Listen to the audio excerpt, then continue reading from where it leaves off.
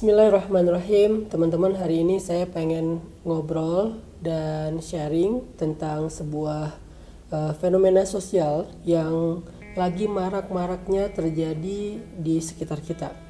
Teman-teman ingat nggak, beberapa waktu yang lalu tuh pernah ada kejadian di sebuah tempat, di satu daerah, di mana ada seorang laki-laki yang dibakar massa, dibakar hidup-hidup sampai meninggal karena dia dituduh sebagai seorang begal, yang ternyata setelah ditelusuri itu berita bohong. Dia justru orang yang sebetulnya bukan pelaku begal. Kemudian gak lama setelah itu kejadian lagi yang lebih rame nih di sosial media, ada kakek-kakek yang dituduh sebagai maling mobil, kemudian dikejar sama massa lalu digebukin rame-rame sampai meninggal dunia juga. Dan yang terakhir adalah kemarin kejadian di satu daerah juga, ada seorang anak SMA yang meninggal dunia karena dibacok rame-rame oleh massa ketika dia pamit dari orang tuanya keluar untuk mencari kucingnya yang hilang. Tetapi tiba-tiba ada yang neriaki dia sebagai maling, lalu warga langsung semuanya mengejar dia dan mengeroyok dia sampai kemudian kondisinya sangat menggenaskan. Nah, kejadian-kejadian seperti ini yang terjadi di sekitar kita sangat-sangat meresahkan dan sangat-sangat menyedihkan hati kita. Saya sebagai seorang dai merasa terpanggil untuk speak up, untuk bicara, menyampaikan pandangan-pandangan agama, pandangan Islam, pandangan syariah tentang bagaimana cara kita menyikapi fenomena-fenomena seperti ini. Nah, fenomena seperti ini kalau dalam sebuah kajian sosial mereka nyebutnya vigilantism atau fenomena kekerasan sosial yang dalam bahasa Indonesia disebut dengan main hakim sendiri. Teman-teman, ini sesuatu yang sangat menyedihkan buat kita. Kenapa? Kita adalah bangsa Indonesia yang mayoritasnya adalah Muslim. Artinya kalau kita merujuk kepada Islam kita, kepada syariat kita, kepada ajaran Allah dan Rasulullah, maka kekerasan sosial apalagi menjadi sebuah fenomena, ini adalah hal yang sangat melanggar syariah, hal yang sangat menyedihkan dan hal yang sangat tidak pantas dalam moral dan akhlak Islam, bahkan moral dan akhlak secara universal. Nah, sehingga kita perlu belajar lagi gimana sebetulnya Islam memandang fenomena vigilantism atau main hakim sendiri ini, sehingga kita bisa belajar dari Al-Quran, kita belajar dari Nabi untuk memperbaiki keadaan sosial kita. Kita nggak pengen lagi ada kejadian orang yang dipukuli oleh massa padahal dia bukan pelaku. Dia adalah korban fitnah, dia adalah korban hoax, dia adalah korban berita bohong. Dan kita harusnya bisa menjadi sebuah masyarakat Muslim yang lebih moderat, berperadaban dan cerdas, sehingga tidak mudah termakan oleh hal-hal yang seperti ini atau isu berita bohong, fitnah dan seterusnya. Apalagi kita sekarang mungkin hidup di sosial media yang begitu mudah untuk mengakses informasi. Kita sering banget nih nemuin informasi-informasi di sosial media yang ternyata setelah kita cross check itu tuh hoax gitu, itu tuh fake, nggak benar gitu. Sehingga kadangkala karena kita terlalu mudah menerima informasi, kita juga mudah merespon, seolah-olah kita menganggap itu sebagai sesuatu yang benar, lalu kita langsung ngerespon dengan nge-repost, kita ngerespon dengan nge-comment, kita ngerespon kadang-kadang juga jadi hate speech dan seterusnya. Ini semuanya fenomena-fenomena vigilantism, baik dalam bentuk verbal maupun dalam bentuk perilaku-perilaku yang fisik, sehingga merugikan banyak orang dan membiarkan kezaliman itu merajalela. Saya pengen sharing sama teman-teman tentang pandangan Islam terhadap vigilantism ini, terhadap fenomena main hakim sendiri ini. Kita mulai dari sebuah hadis yang disampaikan Nabi SAW dari Abu Hurairah radhiyallahu an. Hadis ini sahih, diriwayatkan oleh Imam Bukhari. Nabi SAW bersabda, kata Nabi, hari kiamat tidak akan terjadi sehingga ilmu agama dicabut. Banyak terjadi gempa, waktu menjadi cepat, muncul fitnah-fitnah ataupun musibah-musibah, banyak terjadi haraj. Apa itu haraj? Haraj itu adalah pembunuhan. Hadis riwayat Imam Al-Bukhari. Ternyata fenomena vigilantism ini adalah salah satu fenomena-fenomena tanda-tanda akhir zaman. Ketika ilmu agama dicabut, orang tidak lagi belajar Islam, nggak belajar akhlak, nggak belajar moral, tidak belajar muamalah yang diajarkan oleh Al-Quran dan Sunnah, maka akhirnya orang melakukan pembunuhan dengan sangat mudah. Nyawa itu dianggap murah sekali, padahal nyawa itu di sisi Allah sesuatu yang sangat mahal dan berharga. Sehingga kalau kita ingin menjadi orang yang selamat di akhir zaman, maka poin pertama adalah hindarilah haraj. Jangan sampai kita terjerumus kepada fenomena vigilantism ataupun main hakim sendiri. Kebanyakan dari peristiwa main hakim sendiri ini yang sangat disayangkan adalah sampai menghilangkan nyawa. Kalau yang sifatnya main hakim sendiri bentuknya verbal di sosial media, sampai kita membuli seseorang, kita nge-hate speech seseorang, kita jadikan akun seseorang itu jadi rame, sampai akhirnya orangnya jadi nggak nyaman, sampai orangnya akhirnya nggak bisa tidur, sakit, stres, tertekan, bahkan nggak sedikit juga yang akhirnya kemudian dia mencoba untuk bunuh diri. Maka perilaku kita di sosial media itu juga bagian dari kezaliman, karena ucapan kita telah menjadi haraj bagi orang lain, telah menjadi sebuah tekanan bagi orang lain. Kalau verbal saja dianggap sesuatu yang zalim, apalagi yang sifatnya fisik, sampai menghilangkan nyawa, sampai babak belur, sampai orangnya cacat. Ini terjadi di antara kita, dan itu hanya beberapa saja yang saya sampaikan secara sampel dan viral. Tapi di luar sana masih banyak loh kejadian-kejadian main hakim sendiri. Ketika ada orang yang diteriakin maling langsung digebukin, ada yang diteriakin begal langsung digebukin, ada yang diteriakin tabrak lari langsung digebukin. Sehingga banyak ibu-ibu yang kadang-kadang panik nyetir mobil, mungkin terjadi kecelakaan, dia nyerempet atau apa karena mungkin nggak sengaja, atau ya sebetulnya kecelakaan kecil, tapi karena diteriakin dari belakang, dikejar sama motor rame-rame, ibu ini panik, akhirnya lari, dia panik. Kemudian ketika udah dihancurin mobilnya, dia keluar, ternyata seorang ibu-ibu yang bahkan udah usia nenek-nenek. Itu terjadi juga di beberapa daerah gitu. Nah, ini sangat-sangat mengerikan teman-teman. Ini harus kita hentikan dengan saling mengedukasi dan saling watawasau bil haq watawasau bis sabr, saling menasihati dalam kebaikan. Saya ingin sharing tentang hal ini supaya kita tidak terbawa dalam fenomena kekerasan sosial atau vigilantism ini. Saya akan bacakan beberapa ayat dan hadis tentang besarnya dosa membunuh, karena rata-rata dari kejadian ini korbannya sampai meninggal dunia. Yang terakhir kejadian beberapa hari yang lalu itu seorang anak SMA yang mencari kucing, kemudian digebukin sama massa sampai ada yang dibacok, sampai wajahnya hancur, di tubuhnya banyak bekas bacokan dan meninggal dunia. Sangat disayangkan. Dan ini termasuk dalam kasus pembunuhan dalam syariat Islam. Ini sama dengan membunuh. Walaupun dilakukan secara spontan, dilakukan beramai-ramai, tetapi ini bagian dari pembunuhan.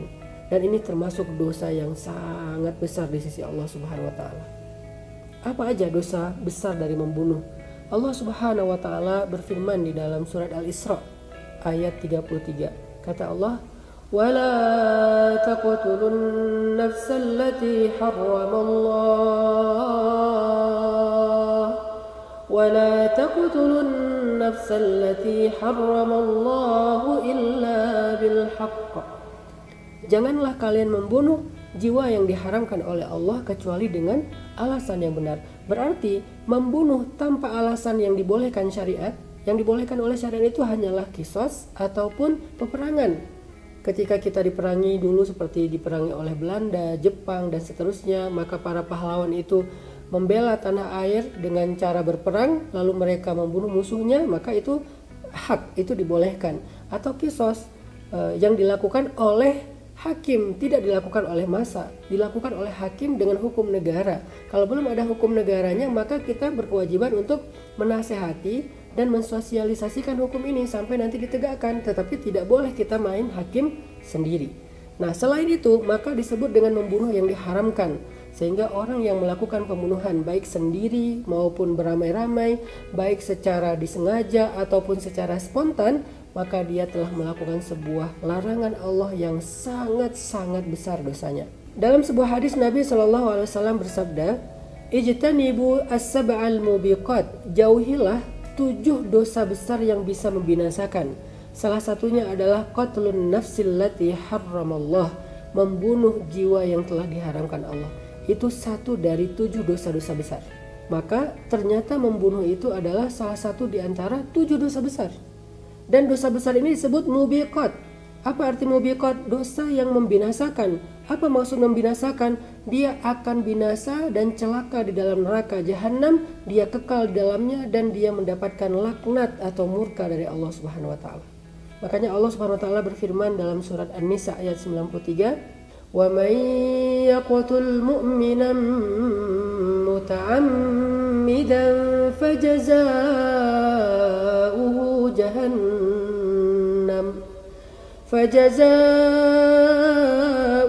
jahannam khalidan fiha wa ghadiba Allahu alaihi wa la'anahu wa a'adda lahu 'adzaban 'azima." Saya jarang loh baca ayat yang Allah tuh mengancam sebuah perbuatan dosa dengan ancaman yang berulang kali di dalam satu ayat secara langsung berurutan, kecuali ayat ini, surat An-Nisa ayat 93. Apa dosanya? Membunuh secara sengaja, walaupun spontan, tetapi dia sengaja. Maka orang yang membunuh secara sengaja, jazauhu, balasannya jahannam. Kebayang gak nih ancamannya begitu besar? Neraka jahanam itu adalah azab yang paling berat yang ada di akhirat, nggak ada yang lebih dari itu. Ditambah lagi kekal di dalamnya, kekal ini selama-lamanya. Ditambah lagi Allah murka kepada dia, murka banget, marah banget. Kemudian ditambah lagi Allah melaknat dia, Allah mengutuk dia. Dan yang terakhir Allah siapkan kepada dia azab yang sangat besar, azima, bukan kabir, tapi agung, besar, sangat dahsyat. Gara-gara dosa qatlun nafsal lati harramallah, membunuh jiwa yang diharamkan Allah Subhanahu wa ta'ala. Kenapa Allah sampai begitu marah kepada dosa pembunuhan? Karena membunuh satu jiwa tanpa alasan yang dibenarkan oleh syariat itu bagi Allah sama seperti membunuh manusia yang ada di seluruh dunia. Kata Allah di dalam surat Al-Maidah ayat 32, "Annahu man qatala nafsan bighairi nafsin aw fasadin fil ardh faka'annama qatala an-nasa jami'a wa man ahyaha faka'annama ahya an-nasa jami'a." Siapa yang membunuh satu jiwa tanpa ada alasan yang dibolehkan, maka dia seperti membunuh manusia semuanya. Ada berapa jumlah manusia di muka bumi hari ini? Sekian miliar. Membunuh satu orang itu dosanya seperti membunuh sekian miliar orang.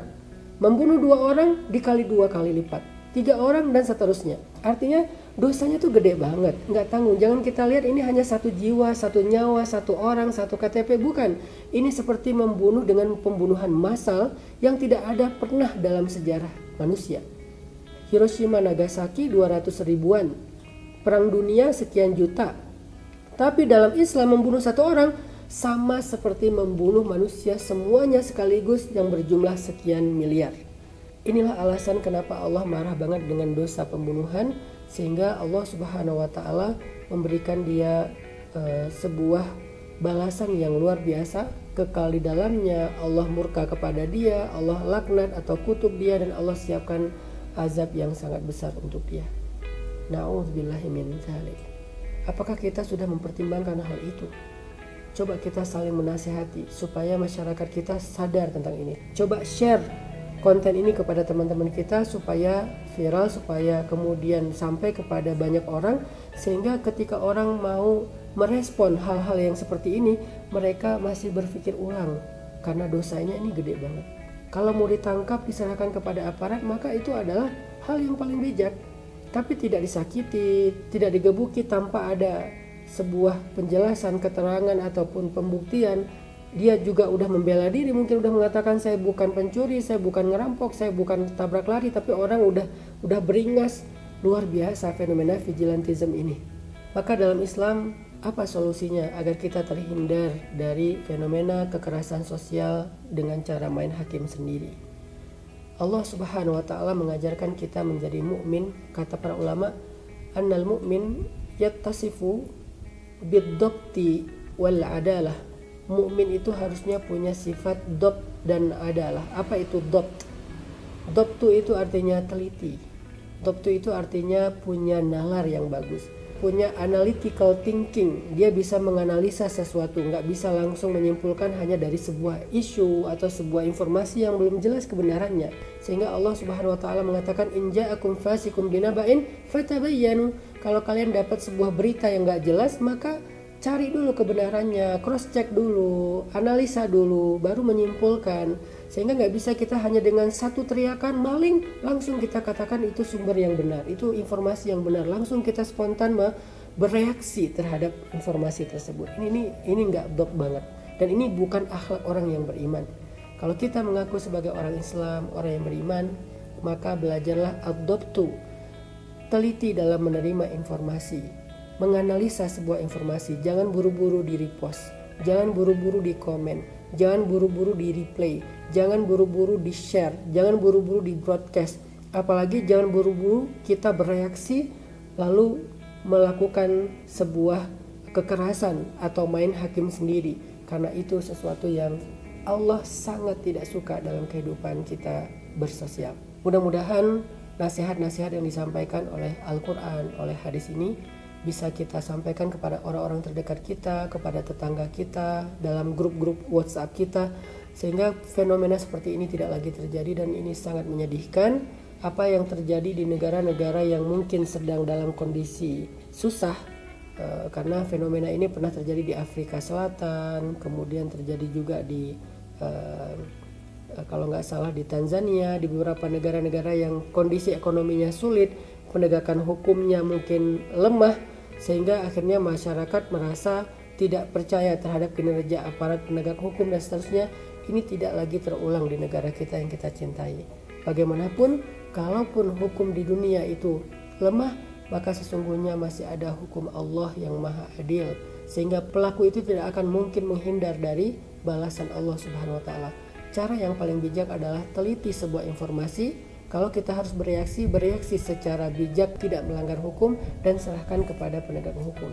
Jika penegak hukum itu tidak menjalankan tugasnya dengan baik, maka dia yang akan bertanggung jawab di hadapan Allah kelak, ketika Allah akan menanyakan dan menuntut satu persatu di antara tanggung jawab kita selama kita di dunia. Na'udzubillahi min dzalik. Semoga ini menjadi inspirasi. Barakallahu fikum. Assalamualaikum warahmatullahi wabarakatuh.